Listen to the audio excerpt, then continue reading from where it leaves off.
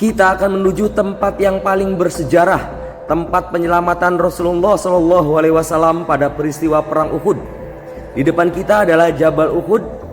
Kita lihat tanahnya agak kemerahan dan katanya berbau wangi karena ada darah menetes Rasulullah SAW. Ini dulu Rasulullah saat perang Uhud itu berdarah-darah, lalu kemudian bersembunyi di celah-celah gua yang ada di sana, yang konon katanya sampai sekarang darahnya masih tercium wangi. Ayo kita masuk ke sana. Ini kita akan menelusuri jejak-jejak penyelamatan Rasulullah Sallallahu Alaihi Wasallam. Dan inilah celah bukit yang sangat bersejarah itu. Tempat penyelamatan Rasulullah yang paling heroik.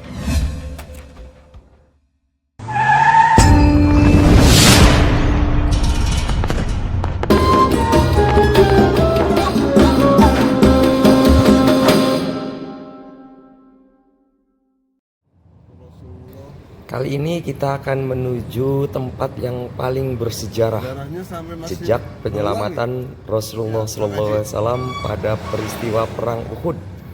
Dan di depan kita adalah Jabal Uhud.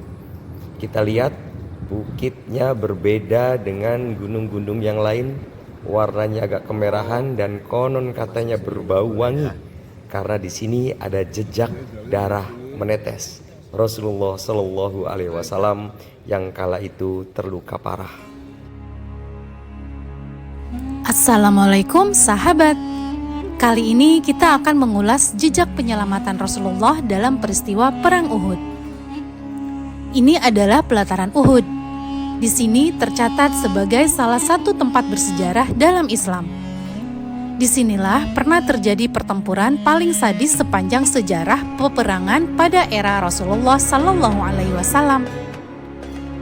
Perang yang terjadi pada pertengahan bulan Sya'ban tahun ketiga Hijriah, atau 1 tahun setelah Perang Badar.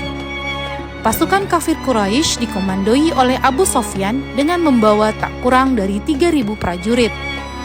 Sementara pasukan Muslim yang langsung dipimpin oleh Rasulullah Sallallahu Alaihi Wasallam itu tersisa 700 pasukan saja. Setelah 300 pasukan membelot kembali ke Madinah karena hasutan gembong munafik Abdullah bin Ubay. Pertempuran yang berlangsung selama 7 hari ini, umat Muslim mengalami kekalahan. Selain karena ketimpangan jumlah personil, kekalahan ini lebih karena faktor tidak taatnya pasukan pada perintah Rasulullah Sallallahu Alaihi Wasallam. Kisah lengkap mengenai pertempuran ini sudah kita bahas di video sebelumnya. Bisa dicek di link deskripsi ya. Dalam pertempuran ini tercatat setidaknya 70 kaum muslimin gugur sebagai syuhada. Video kali ini kita akan menelusuri jejak-jejak penyelamatan Rasulullah Sallallahu Alaihi Wasallam. Ya, kita sekarang sudah berada di Jabal Uhud ya. Di Jabal Uhud biasanya orang kalau ke Jabal Uhud itu berziarah umumnya di Jabal Rumat atau di Masjid Syuhada sambil berziarah. Nah, kita coba melintasi Jabal Uhud dari belakang. Nah, ini pintu gerbangnya. Nah, kenapa ada pintu gerbang di sini? Nah, dan di sana ada jalan naik.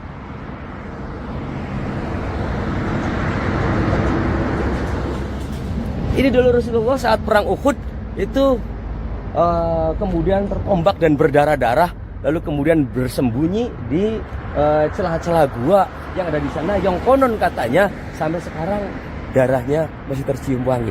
Ayo kita masuk ke sana. Dikisahkan saat itu Rasulullah Sallallahu Alaihi Wasallam terluka parah.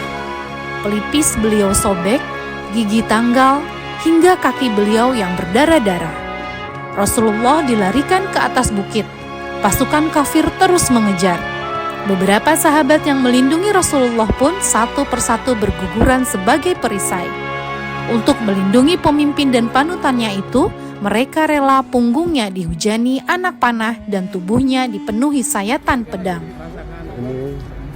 Wah, di atas sana kita lihat benteng-benteng yang menuju ke gua gitu ya. Nah, sekarang kita akan tanya kepada Ustadz guide kita, Ustadz Samiin, apakah betul bekas-bekas darah Rasul dan para sahabat itu masih tercium wangi sampai saat ini? Nah, Kita tanya, betul nggak Ustaz? Iya betul, apalagi kalau di saat musim dingin, suasananya terasa banget kalau musim dingin. Sekarang karena berhubung musim panas, kita ya masih bisa mencium di saat pagi hari. Kalau masih pagi-pagi banget itu masih terasa terciumnya.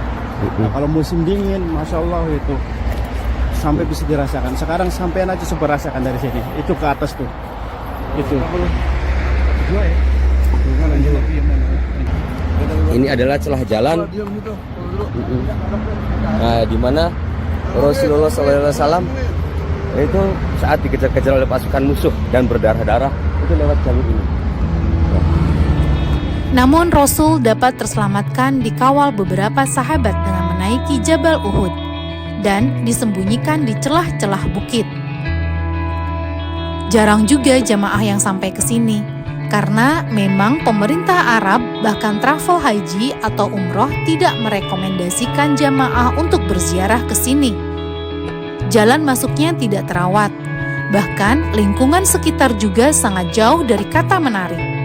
Sehingga tidak banyak jamaah yang sampai ziarah ke sini. Sayang sekali ya. Kita lihat untuk menuju ke atas sana terhalang pagar besi. Karena memang sepertinya tempat ini terlarang untuk umum. Tapi kita mencoba cari celah untuk naik. Rasanya sayang sekali jika sudah sampai di sini tidak bisa sampai ke titik tujuan. Subhanallah, memang tempat ini benar-benar tidak disiapkan untuk dikunjungi. Terjal sekali. Kita harus ekstra hati-hati. Bebatuan tajam yang kapan saja bisa melukai kaki. Lengah sedikit bisa terpleset. Sebenarnya tidak terlalu tinggi, tapi karena tidak disediakan tangga naik atau jalan khusus, maka perjalanan jadi cukup berat. Tidak apa-apa, kita naik bisa sambil menghayati beratnya medan pertempuran Uhud. Untuk menuju ke sini, saat itu Rasulullah dikawal oleh beberapa sahabat yang terus dikejar oleh pasukan musuh. Satu persatu sahabat yang melindungi Rasulullah SAW gugur sebagai syuhada. Mereka menjadi perisai pelindung demi keselamatan Rasulullah dari tombak, panah, dan pedang pasukan musuh yang menggila. Nah, alhamdulillah kita telah sampai. Dan inilah celah bukit yang sangat bersejarah itu. Tempat penyelamatan Rasulullah yang paling heroik. Sayang sekali, selain tempatnya tidak terpelihara, penuh kotoran hewan, bahkan dicor beton. Ya, sangat disayangkan. Tempat yang sangat bersejarah ini mestinya dijadikan monumen atau prasasti. Tapi oleh pemerintah Arab atau warga sekitar tidak dirawat dan cenderung diabaikan. Mungkin juga terlarang untuk dikunjungi. Cukup ya, cuaca sangat panas. Jadi di sini kita cukup berdoa dan membaca sholawat saja. Setelah keadaan dinyatakan aman, Rasul dan sahabatnya turun dari bukit dan meskipun dalam keadaan terluka, Rasulullah melakukan sholat.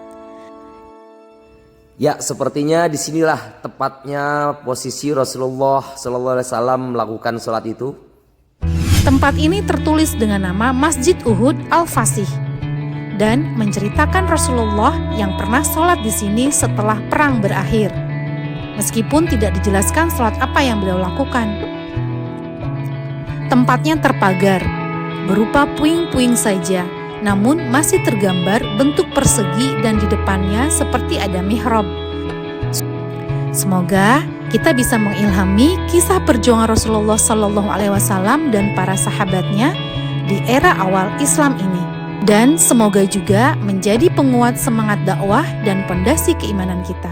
Amin ya robbal alamin. Kita melihat dari dekat Jabal Uhud, gunung yang nanti ada di surga. Nah sahabat, terima kasih sudah menonton. Semoga bermanfaat. Barakallah. Wassalamualaikum warahmatullahi wabarakatuh.